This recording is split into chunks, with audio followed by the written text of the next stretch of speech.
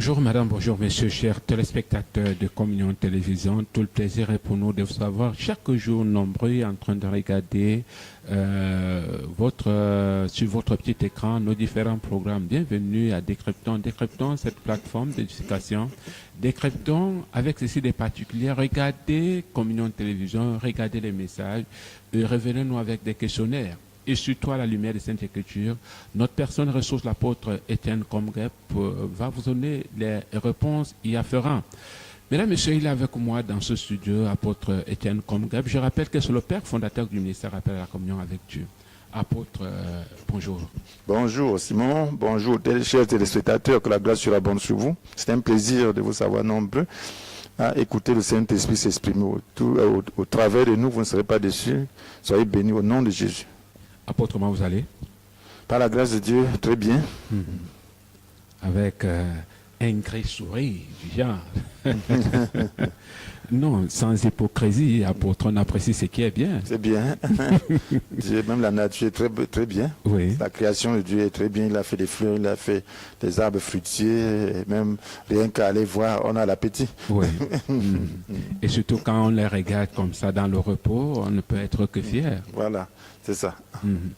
Alors, apôtre, comment vous allez? Non, très bien, par la grâce de Dieu. Voilà. Et sûrement, quand je vous vois tout rayonnant, je n'ai pas envie de demander comment se porte la sœur. Se porte bien, très bien, par la grâce de Dieu. Voilà. Ok. Mesdames, Messieurs, chers téléspectateurs, vous l'avez vous-même constaté, il est avec moi dans ce studio, l'apôtre Étienne Comgrep. Apôtre, nous parlons aujourd'hui de quelque chose d'assez difficile, d'assez spécial, d'assez fort également, le cœur du Père. Parlant du cœur du Père, apôtre, vous êtes un père. Alors, qu'est-ce que ça vous fait tout de suite de parler du cœur d'un père?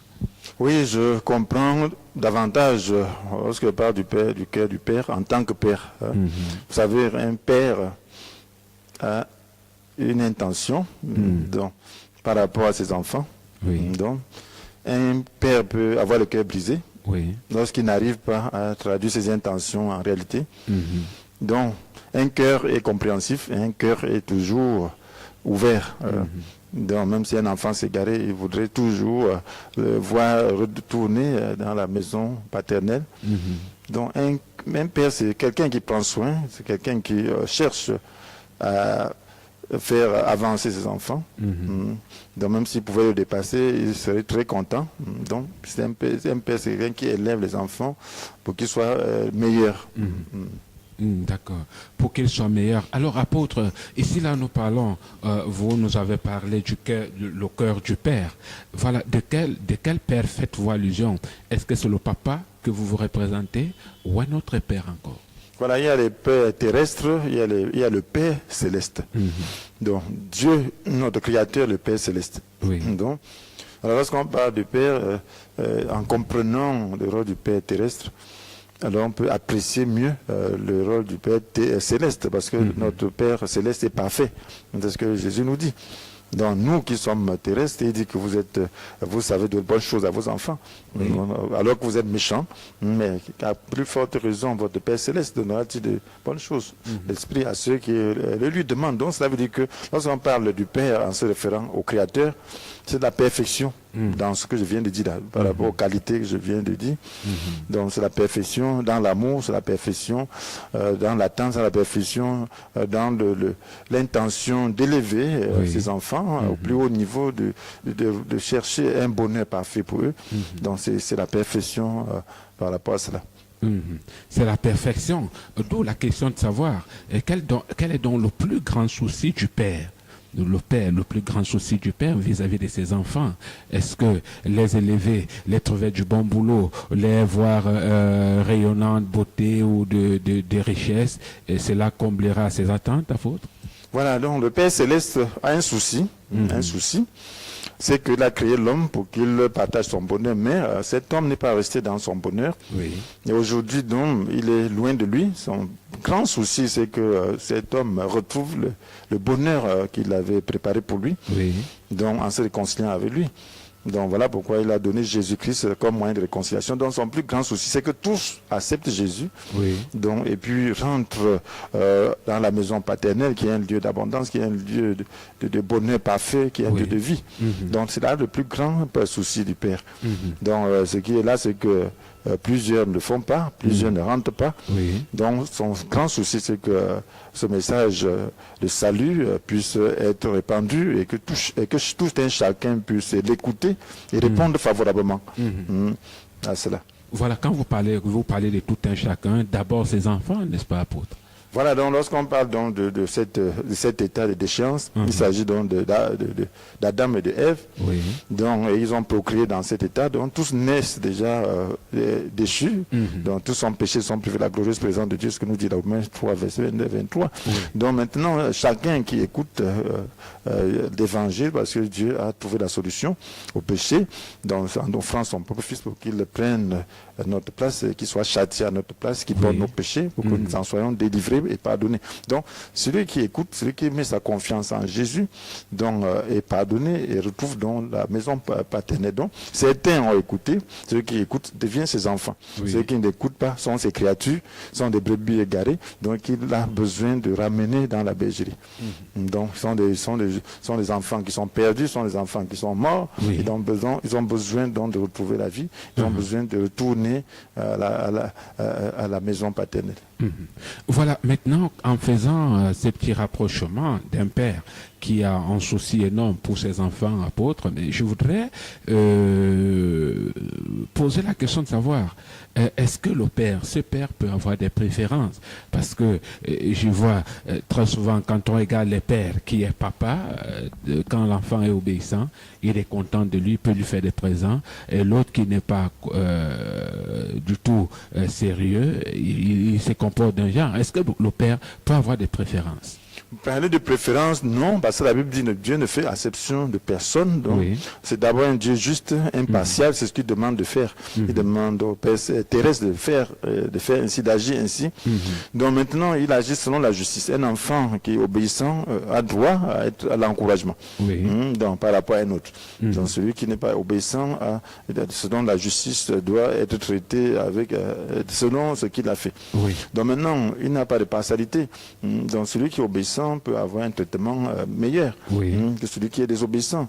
Donc quelqu'un peut être même puni, un enfant peut être même puni, mais le but n'est pas de haïr ou de faire du mal, mais le but c'est de provoquer le développement de caractère en cet enfant pour qu'il puisse faire mieux. Donc le but c'est la perfection en vue.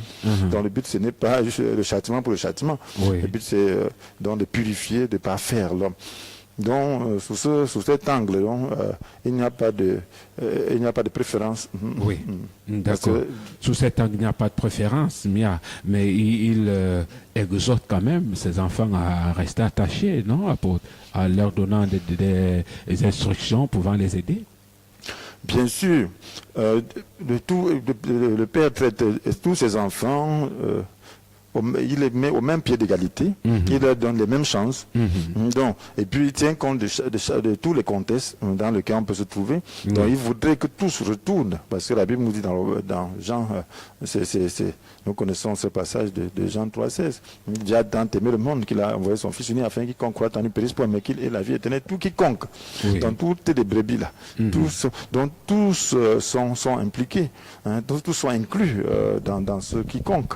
Donc il voudrait donc tous, et voilà pourquoi il organise même les circonstances pour permettre à chacun de se retrouver dans une condition où il peut répondre favorablement à son appel. Donc c'est la raison pour laquelle dans un pays comme le nôtre, où les gens sont dévoyés, où les gens sont endurcis, donc il permet que les gens soient secoués. Donc pour voir que cette vie n'est pas juste pour le plaisir. Donc il faut chercher son Créateur. Donc on peut la perdre. Donc qu'est-ce qu'il faut faire? Il faut se tourner vers le Créateur. Il faut crier vers lui. Il faut retourner à lui. Donc quand on le fait, alors là, on pourra donc avoir, avoir la paix. Mais quand on ne le fait pas, donc on s'attache au plaisir, les choses continueront ainsi. D'accord, les choses continueront ainsi. Mais maintenant, apôtre, vous nous parlez du Fils prodige. Voilà. Que représente-t-il dans nos communautés ou dans la société? Voilà, l'enfant prodigue.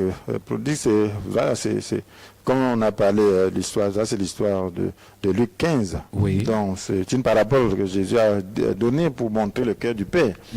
Donc un père avait 2 fils, il y avait l'aîné et le cadet. Le cadet a demandé sa part d'héritage qui lui reviendrait un jour.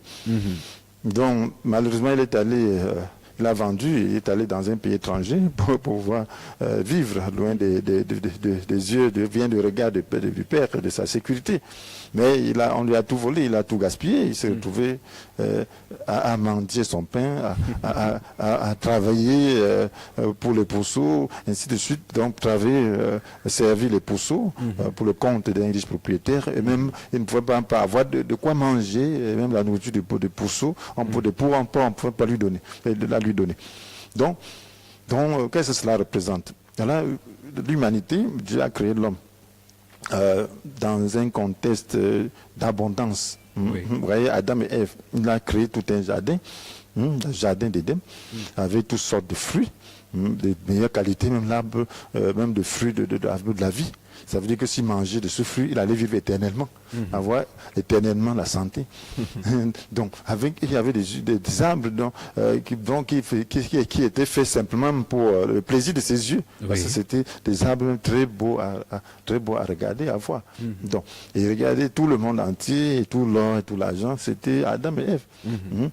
Donc voilà l'abondance. Donc il devait s'autodéterminer parce que Dieu n'est pas un esclavagiste. Oui. Donc il donne à l'homme la possibilité de choisir. Donc choisit de rester à la maison. La maison c'est quoi? C'est la relation avec moi, relation avec Dieu, relation avec ma famille, avec ma nature. Donc ces relations, donc il faut choisir de rester. Mais qu'est-ce que l'homme a fait? Il a dit non, il y a une dimension que tu me caches, donc je voudrais moi-même choisir entre le bien et le mal.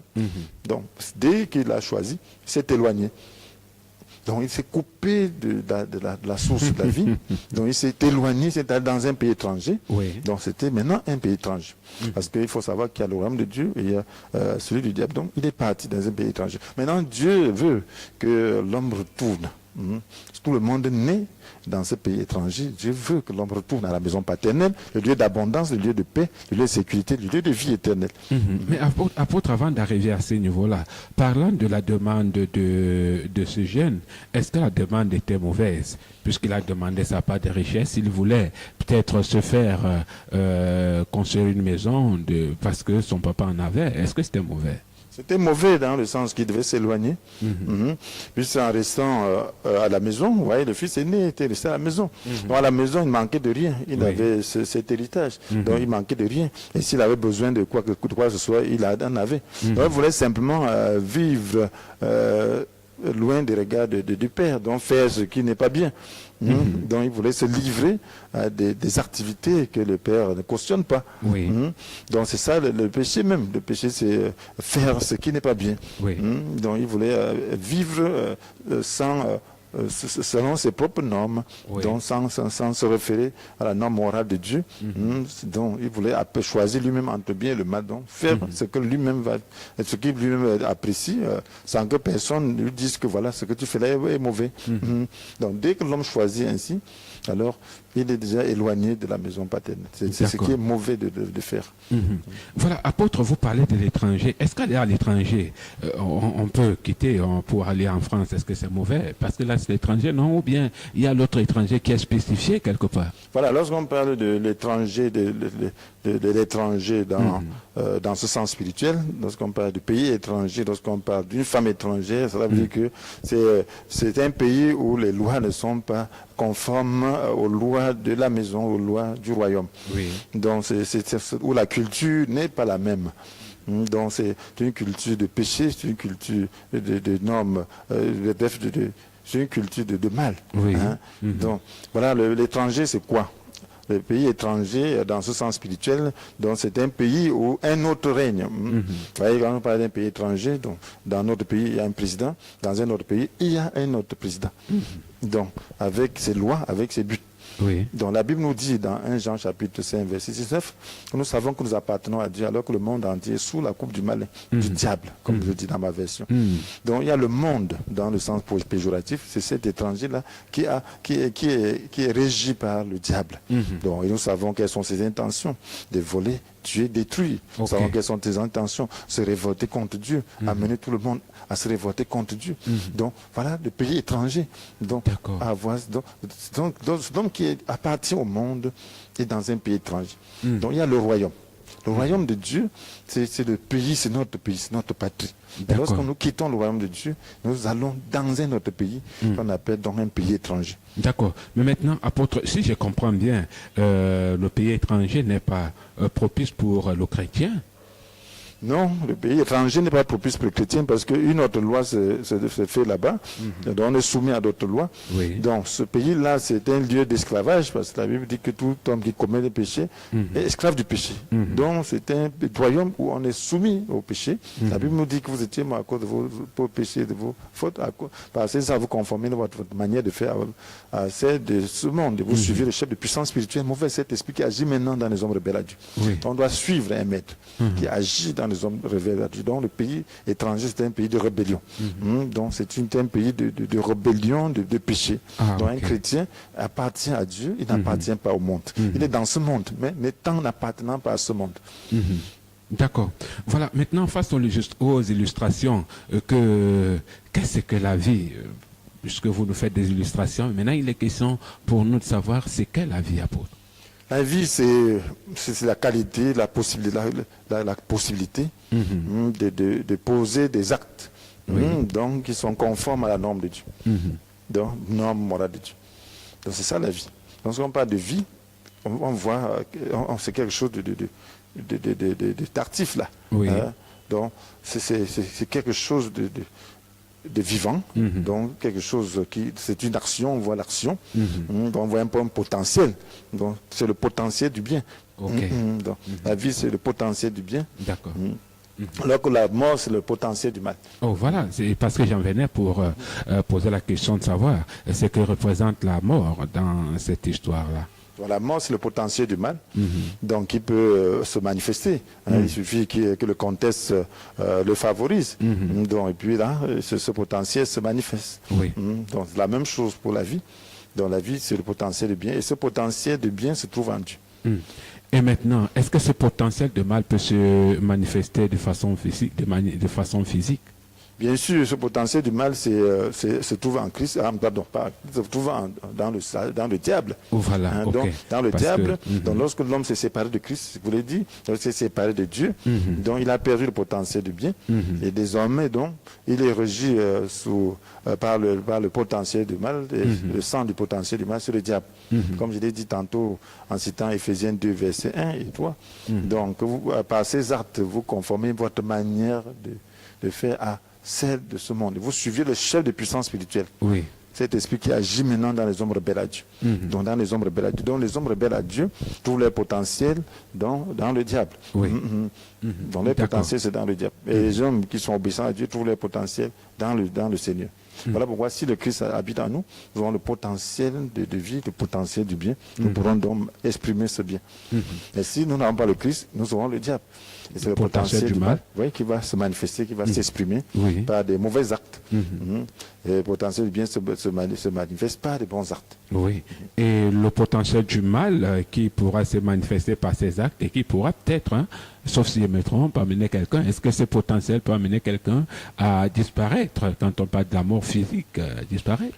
Voilà, donc, quand on parle de la vie, donc, on parle de la vie éternelle, parce que Dieu est éternel. Ce potentiel ne finit pas. Donc ce potentiel permet que l'homme vive éternellement. Voilà pourquoi Dieu avait dit à Adam, donc si tu choisis de rester, tu vas manger de ce fruit. Donc pour vivre éternellement, le fruit de l'arbre de vie. Donc Dieu a voulu que l'homme vive éternellement. Donc il garde son corps. Parce que l'homme n'est pas seulement corporel, l'homme n'est pas seulement matériel, aussi psychique, mais l'homme est un esprit. Donc, alors ce corps est comme un vêtement, donc il recouvre l'esprit. On ne voit pas l'esprit. Lorsque vous portez votre vêtement, on ne voit pas votre corps, mais on voit vos habits, ainsi de suite. C'est la même chose. Donc l'homme même est caché derrière ce que nous voyons. L'homme est caché derrière ce que nous voyons. Donc, ce qui fait que, en réalité, Dieu veut qu'on vive éternellement. Lorsque vous avez le potentiel de vie, alors cette vie éternelle. Si vous ne choisissez pas de vous départir de cette vie. Voilà, apôtre, nous voyons cette attitude du frère aîné, hein, quand le fils prodigue, quand il a dilapidé tous ses biens, quelque chose s'est passé, c'est qu'il a dit, cette fois-ci, c'est ok, il faudra que je rentre chez mon père. Maintenant, quand il arrive, vu l'attitude de son père, son frère aîné est fâché. Est-ce que cette façon, son comportement n'était pas logique quand même? Savoir que moi j'ai travaillé pendant que toi tu allais dilapider, maintenant toi tu reviens en fait pour toi. Voilà, c'est ça la nature humaine. Nous avons vu la propre justice un temps. La nature humaine, c'est ça. Donc, la nature humaine est juste, mais une justice égocentrique. Donc, une justice qui n'a pas de miséricorde. Donc, il ne voit pas que ce frère cadet a tout perdu et qu'il était déjà mort. Donc, quelqu'un qui ressuscite. En fait, lui, il a regardé dans le cadre où, quand il revient, là, il viendra encore prendre mes biens et repartir avec. Il n'a pas pris ses biens. On lui a donné une position. Le père est bien tellement grand. Donc, le père, tant qu'il vit, il a sa part de biens. Tout le bien lui appartient. Donc, il peut utiliser comme il veut. Donc, il continue à crier, en crier. Donc, ce qui fait qu'on doit être miséricordieux. Et puis, ceci part donc de cœur sans miséricorde. Et nous avons des chrétiens qui sont aussi comme ça. Donc, voilà, des chrétiens qui sont, peut-être ils évangélisent quelqu'un. Voilà, Dieu fait des choses dans la vie de cette personne. Et puis on est jaloux. On dit, mais depuis que je suis là, j'ai cru depuis 10 ans. Il vient de quoi là? Et puis il est déjà marié. Moi, j'ai attendu tel nombre d'années. On se réjouit. Donc, alors là, est-ce qu'en attendant, tu as perdu quelque chose? Tu n'as rien perdu. Est-ce qu'il ne mangeait pas? Le fils aîné, est-ce qu'il ne mangeait pas? Il manque de quoi? Voilà quelques éclaircies qui est nécessaire pour nos téléspectateurs. Mesdames, messieurs, chers téléspectateurs, vous êtes bel et bien sur votre chaîne de télé, Communion Télévision, l'émission Décryptons. Apôtre, quelle est la vie qui est utile pour l'homme? Voilà, la vie de Dieu. La vie, c'est l'ensemble de la vie, dans le sens spirituel. Il est question donc de ce potentiel qui vient de Dieu, qui vient de Dieu seul, et qui nous donne la capacité de faire le bien. Donc, ce potentiel se trouve dans l'Esprit de Dieu. Voilà pourquoi la Bible nous dit dans Galates 5, verset 22, que le fruit de l'Esprit, c'est quoi? L'amour, la paix, la joie, la patience, la fidélité, l'amabilité, la bonté, la maîtrise de soi, la douceur, tout ça. Donc ça, c'est le fruit de l'esprit. Donc ça veut dire que lorsque l'esprit est en toi, lorsque tu as ce potentiel, donc ça se traduit dans l'amour, dans la paix, dans la joie, dans la fidélité, dans l'amabilité, dans la bonté, donc dans la douceur, dans la maîtrise de soi. Ça veut dire que lorsque quelqu'un te fait des reproches ou t'attaque, alors il y a la colère, c'est normal. Parce que ta nature n'a pas disparu. Tu es un être humain. Donc il y a une réaction. Mais tu te maîtrises. Donc parce que cette nature-là, c'est cette nature qui est la vie de Dieu, l'esprit qui est en toi, donc te donne la maîtrise. Donc c'est le fruit de l'esprit. Parce qu'un homme qui n'a pas le fruit de l'esprit ne pourra pas se maîtriser. Voilà, mais maintenant, est-ce que tout le monde trouve son compte en Dieu? Tout le monde devrait trouver son compte en Dieu. C'est l'ignorance. La Bible dit mon peuple périt faute de connaissance. Donc, les gens ne savent pas que Dieu est l'émanation même de la vie, du bonheur. Que c'est en lui que se trouve le bonheur. Donc le diable travaille. Voilà pourquoi on parle du mensonge et de la vérité. Donc le diable travaille pour répandre son mensonge, pensant que Dieu se réduit à la religion, pensant que Dieu se retrouve aux règles, pensant que Dieu se retrouve au système, pensant que Dieu se retrouve à ne fait pas ceci, ne fait pas cela. Donc Dieu, c'est la vie. Donc c'est en lui que se trouve la vie. Chacun en lui ressent l'éternité. Donc ce sent l'éternité, donc il n'est pas réalisé. Cause une frustration. Donc lorsque tu vois les gens mourir, tu sais que tu vas mourir demain. Donc, mais comment tu peux être heureux quand tu sais que tu vas mourir? C'est comme un condamné à mort. Il va être tué dans quelques minutes. On lui donne un bon plat, de son plat préféré. Donc vous pensez qu'il va avoir l'appétit? Donc c'est à peu près comme ça le sort de l'homme. Quand bien même, voilà, ceux qui atteignent les sommités dans les réalisations de ce monde ont plus de soucis que ceux qui n'atteignent pas. Parce que quand tu regardes, tu dis, à qui reviendra tout ça? Avec toutes les peines que je me suis données, tout ça, c'était quoi? C'est une poursuite devant. Donc, c'est ce qui est arrivé à Salomon. Donc, Salomon a fait l'expérience pour nous. Donc, voilà, après, il dit que ça, c'était autant courir après le vent. Donc, je n'ai rien. Vous qui êtes pauvres là, je vous envie. je n'ai rien fait, je ne vous dépasse pas. Donc, parce que demain, je vais partir, et qui sait si mon successeur sera un homme sage. Et s'il n'est pas un homme sage, c'était peine perdue. Oui. C'est ça la vie. Mais bon, quand c'est en Dieu que tout cela est comblé. On a l'espérance de la vie éternelle. On commence ici-bas et pour l'éternité. Donc, c'est là qu'on est comblé. C'est ça la vérité. Mais qu'est-ce qui peut donc faire revivre? Alors, il faut accepter Christ. Il faut accepter Christ. Christ est à la porte. Je me tiens devant la porte, je frappe. Si quelqu'un entend ma voix, ouvre la porte, j'entre sur le souper avec lui, avec moi. Alors, je accepte Christ. C'est le pont qui nous relie au royaume de Dieu. Donc tu as le royaume de Dieu par le Christ. Donc c'est tout ce qu'il faut faire. Et ça demande la foi, ça demande l'engagement, ça demande l'abandon, ça demande de quitter. Ça demande qu'on puisse être contristé par rapport à sa situation. Ça demande qu'on reconnaisse que le pays étranger est un pays d'esclavage. Un pays où on ne peut pas manger, un pays où on n'est pas satisfait. Donc il faut qu'on rentre à la maison paternelle. D'accord. Mesdames et messieurs, chers téléspectateurs, nous prenons une respiration musicale, on se retrouve derrière.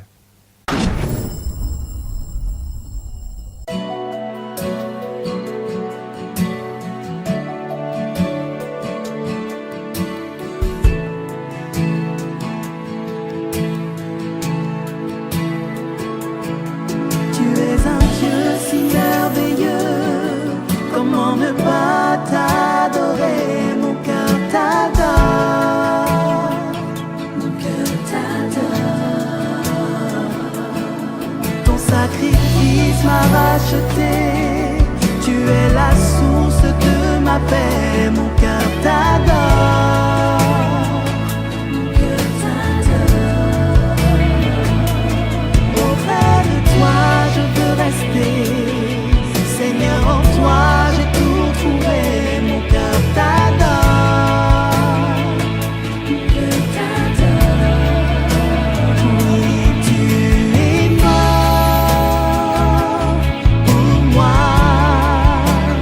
Seigneur, sur une croix, et mon cœur veut t'adorer, toi mon bien-aimé. Dis, es-tu Seigneur, digne de ma louange, de ma louange, de mon adoration. Oh, digne es-tu Seigneur.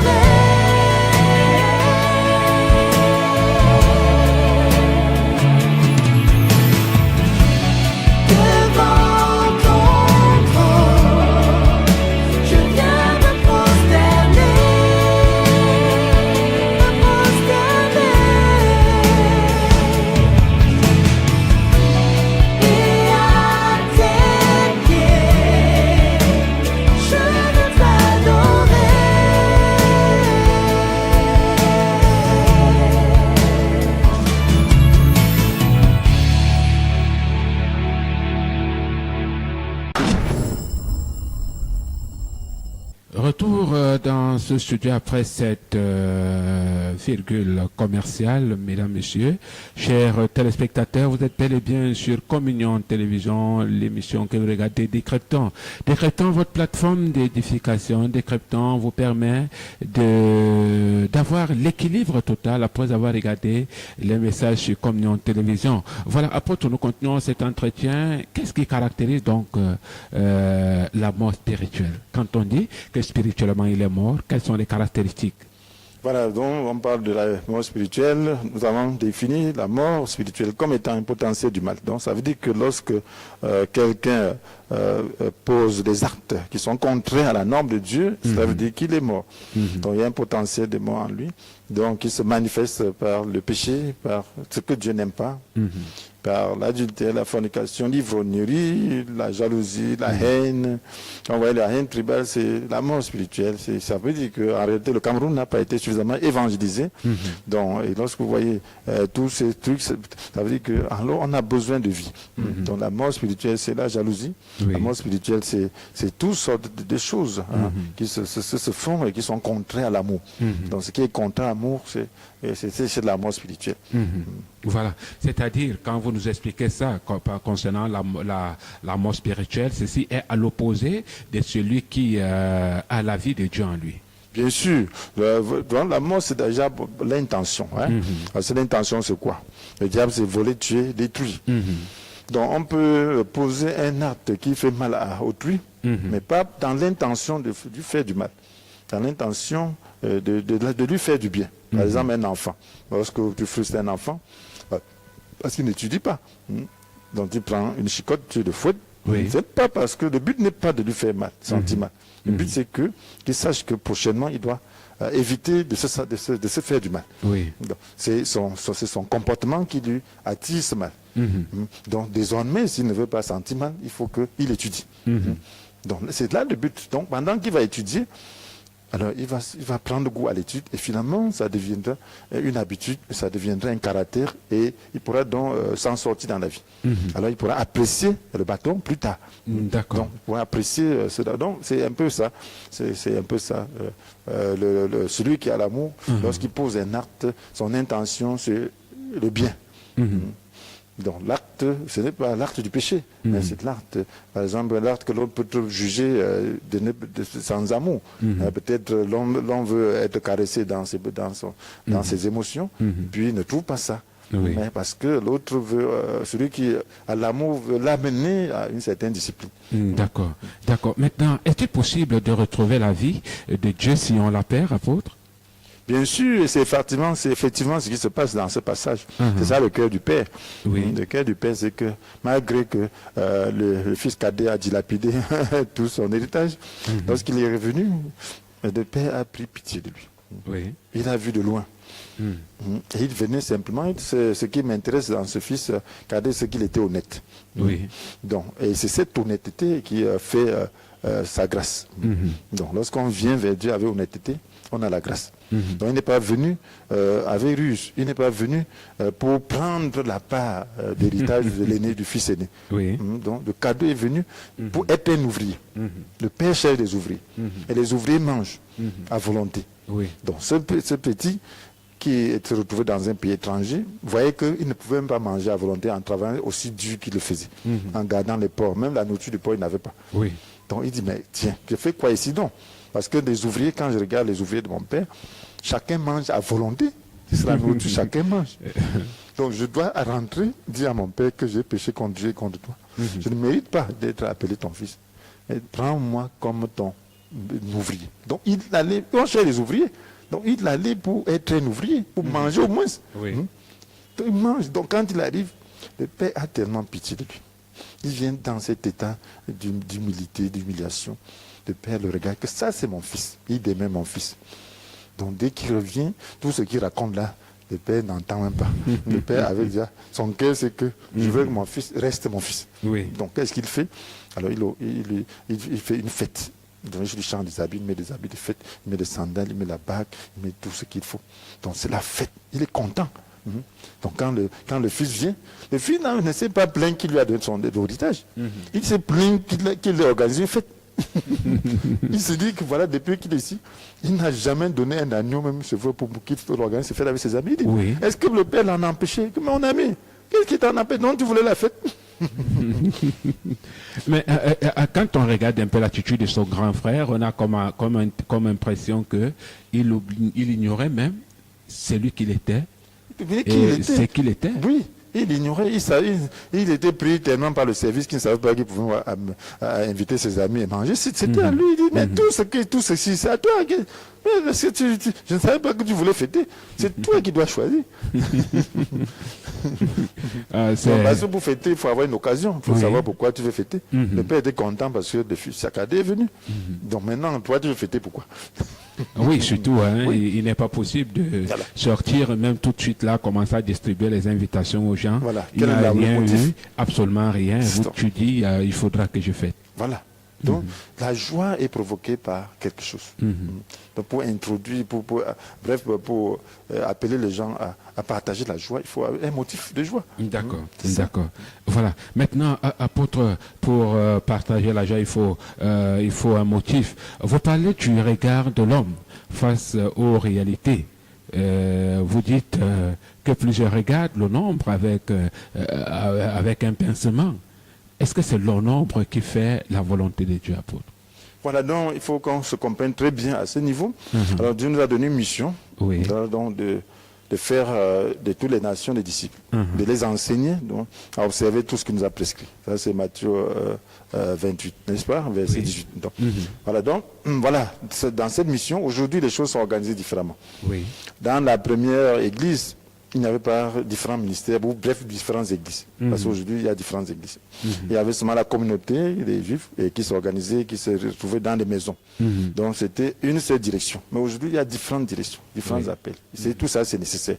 Donc, ce qui fait que beaucoup de choses sont liées aux individus, elles sont liées à certains groupes. Donc, maintenant, nous avons une multitude d'églises en ce moment. Donc, maintenant, lorsque tu as une église, un appel, donc, qu'est-ce que tu veux? Voilà, il faudrait que mon église puisse être importante par rapport à celle de l'autre. Voilà déjà cet esprit qui est entré. Ce qui fait que lorsqu'on fait l'œuvre de Dieu, on regarde davantage son œuvre à soi. On se dit, bon, je veux plus de gens, ou peut-être plus de gens m'apportera plus d'honneur, m'apportera plus de possibilités matérielles et tout. Donc voilà, c'est ça le problème. Donc voilà, un homme doit être délivré de tout ça. Et ce n'est pas facile. Donc on doit être délivré du nombre dans cette optique-là. Donc, et travailler pour Dieu, on doit avoir le souci de gagner des âmes, de les encadrer. Donc, et non de faire des sympathisants. Non, de faire des sympathisants, des adhérents. Non. Là, c'est très dangereux. Quand on commence à compter le nombre de sympathisants, d'adhérents, on est déjà sur un mauvais chemin. Parce qu'on n'est plus en train de faire la volonté de Dieu, on est en train de se servir. Voilà, c'est de ça qu'il est question. Parce que Dieu, alors là, quand on court, comme l'apôtre Paul le dit, donc on doit courir en respectant les règles. Donc les règles, c'est qu'il faut qu'on soit motivé par l'amour. Il faut être motivé par le salut des âmes. Soit motivé par la menace de l'enfer. Et qu'on voit vraiment l'état de perdition des hommes. Sinon, on fera des adhérents, on aura des philosophies, on trouvera des moyens humains pour pouvoir faire beaucoup d'adhérents. Et puis, lorsqu'on fait beaucoup d'adhérents, si c'est soi-même qui a fait, alors on sera orgueilleux. D'accord. Mais maintenant, apôtre, quel doit être le regard de l'homme de Dieu quel doit être le regard ou le souci de l'homme de Dieu vis-à-vis de sa communauté ou du ministère dont il a la charge? Voilà, sa vision, son avis, c'est qu'il faut travailler. Pour travailler, il faut amener les gens à comprendre donc, les règles du jeu. Donc il faut amener les gens à avoir le fardeau de Dieu. Amener les gens à comprendre la nécessité de sauver les gens qui sont dehors. Mais quand on sauve, le but n'est pas de remplir la communauté. Le but c'est de sauver. Sauf qu'il y a des gens qu'on peut sauver et qu'on envoie dans d'autres communautés. Comme si on voit que c'est mieux pour elles d'être dans ces communautés. Donc on ne doit pas avoir l'esprit de parti. On ne doit pas se disputer les brebis. On doit se poser la question, est-ce que cette brebis peut mieux réussir ici ou là? C'est de ça qu'il est question. Ok, d'accord. Puisqu'on veut plutôt son salut. D'accord. Est-ce que cette brebis pourra mieux être encadrée? Est-ce que cette brebis pourra contribuer mieux à l'œuvre de Dieu ici? D'accord. Et maintenant, est-ce que le changement doit être immédiat vis-à-vis de cela que vous êtes en train d'amener dans la maison du Seigneur? Voilà, le changement, normalement, lorsque nous regardons dans la Bible, le changement immédiat, sur le plan potentiel. Donc le changement, c'est une orientation. Donc la vie, on quitte le monde pour le royaume. C'est immédiat. Quand tu quittes un pays étranger pour ta patrie, c'est immédiat. C'est un changement réel. Oui. Donc, le changement est d'abord intérieur. Le changement, c'est le changement d'attitude. Le changement, c'est le changement de potentiel. Donc, le potentiel qui était en toi était mauvais. Maintenant, tu es doté d'un nouveau potentiel. Donc, ce qu'on appelle repentance. Cette repentance permet donc que le Saint-Esprit qui te donne le potentiel de vie, le potentiel de bonnes œuvres, le potentiel d'amour puisse être en toi. C'est-à-dire, s'attacher à Dieu passe forcément par la repentance. Bien sûr, sans repentance. Regardez le jeune homme, le jeune cadet là. Qu'est-ce qu'il a fait? C'est le verset, je crois, 16 et ceci, ou 17. Il dit, je vais me mettre en route. Je vais me mettre en route. Pour aller où? Vers mon père. Voilà. Pour quitter le pays étranger. Le pays étranger, c'est un lieu où le potentiel, c'est le mal, où l'esclavage, où on est esclave. Puisque Jésus dit que tout homme qui commet le péché est esclave du péché. Donc, c'était un lieu d'esclavage. Donc, tu dois quitter cet esclavage. Tu dois dire, c'est assez. Le mal que je fais là, c'est assez. Tu dois être dégoûté de cette manière de faire. Donc ça, c'est déjà changement d'attitude par rapport à ta vie. Maintenant, en être dégoûté, tu te lever, dire que j'abandonne cette manière de faire. Donc maintenant, tu vas dans le lieu où le potentiel t'est donné pour faire ce que tu veux. D'accord. Maintenant, vous avez fait allusion au mélange. Quelles sont les origines des mélanges, puisque nous constatons qu'il y a plusieurs mélanges? Est-ce que ces mélanges-là ont des origines, apôtre? Bien sûr, c'est l'évangile que nous prêchons. Et aujourd'hui, nous prêchons un évangile dilué. Nous sommes plus... Cet évangile qui touche, qui perce, qui touche l'âme, qui perce et amène l'âme à une décision profonde, n'est plus précis. Dans son immense majorité. Donc, ça veut dire qu'il faut un retour à cet évangile. Parce que lorsque quelqu'un reçoit un évangile qui lui permet de comprendre l'orientation, alors il n'y aura pas de mélange. Ça c'est exceptionnel. Parce qu'aujourd'hui, il y a une confusion. C'est comme l'apôtre Paul dit que si la trompette donne des sons confus, qui va se mettre en guerre. Donc, il y a une confusion. Donc, le son des cloches est confus. Ce qui fait que celui qui écoute ne sait plus si, en croyant, il est sauvé du péché ou s'il demeure dans le péché pour avoir la grâce de Dieu. C'est là le problème. Là le problème. Donc il faut que ce soit clair. Que ce soit clair pour tout le monde. Que lorsque Jésus nous sauve du péché, ça veut dire qu'on doit être départi du péché. Donc lorsqu'on croit, il y a des choses qu'on ne doit plus faire. Donc, c'est ça D'accord. On ne doit pas compter les nombres de pécheurs assis sur l'échelle de l'église. On doit regarder quels sont ceux qui sont transformés et les aider. Oui, les sauver. Les sauver se traduit dans le comportement. Il va avoir un potentiel, ça ne se manifeste pas, c'est un potentiel mort.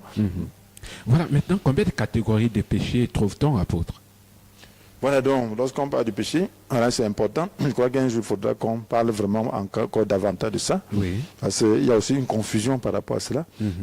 Donc, parce que souvent les gens mélangent les choses. Nous allons revenir de fond en comble parce que nous n'avons plus que quelques 2 minutes à passer. Voilà, mais grosso modo, dans ce studio, il y a le péché qui mène à la mort, le péché qui ne mène pas à la mort. Voilà, le fils aîné, il est dans la maison. Il est quand même dans la maison. Le père dit, va chercher l'eau, il dit, je suis fatigué. C'est pas un péché qui mène à la mort, il est dans la maison. Le cadet est loin de la maison. Il est loin de là. Donc il vit déjà, il est esclave du péché. Donc il y a ce qu'on appelle esclavage du péché, il y a ce qu'on appelle juste des faiblesses. Donc faiblesse, c'est quoi? Ça veut dire que dans la nature humaine, nous sommes encore dans ce corps. Il peut avoir des points de faiblesse. D'accord. Voilà, il y a ce qu'on appelle être péché délibérément et péché involontairement à cause de la nature humaine.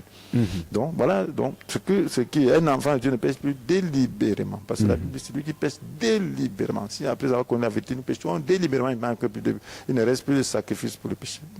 La seule perspective, c'est l'attente Adam du jugement, le terrifiant du jugement. Et le feu Adam qui consumera tous ceux qui se révoltent contre Dieu. Voilà donc deux catégories de péché. D'accord. Certainement, nous allons revenir les fonds en comble pour éclairer nos téléspectateurs. Maintenant, ils ont regardé, ils nous ont écouté. Qu'est-ce qu'il faut retenir? C'est vrai que c'est l'acte de bravoure qu'a posé ce fils prodige. Alors, qu'est-ce que vous leur dites, apôtre, en 30 secondes? Voilà, je voudrais dire que bon, c'est le fils prodigue a vu son état de misère. Et je crois que si tu es dans le pays étranger, c'est-à-dire dans le monde, dans l'esclavage du péché, tu es un accro peut-être de la porno, un accro de toutes sortes de péchés, alors tu dois comprendre que c'est l'esclavage, que ça ne t'apporte pas la paix, et tu dois dire que je veux me lever et ouvrir mon cœur à Jésus qui est à la porte, qui est devant la porte. Alors si tu le fais, tu te tournes vers lui, tu dis le potentiel de vie se trouve en toi, Jésus. Je veux le potentiel de vie, délivre-moi du potentiel de la mort. Alors tu vas voir la différence. Étant prêt donc à coopérer, alors là, quelque chose va se passer. Et désormais, tu ne seras plus la même personne. Donc tourne-toi vers lui de tout ton cœur. De tout ton cœur, ça veut dire que tu es dégoûté par ta vie. Tourne-toi tout ton cœur, dis, c'est comme s'il ne te sauvait pas, tu allais mourir. Alors si tu le fais, alors tu vas voir le changement. Ce n'est pas quelqu'un qui va te le dire, c'est toi-même qui va témoigner.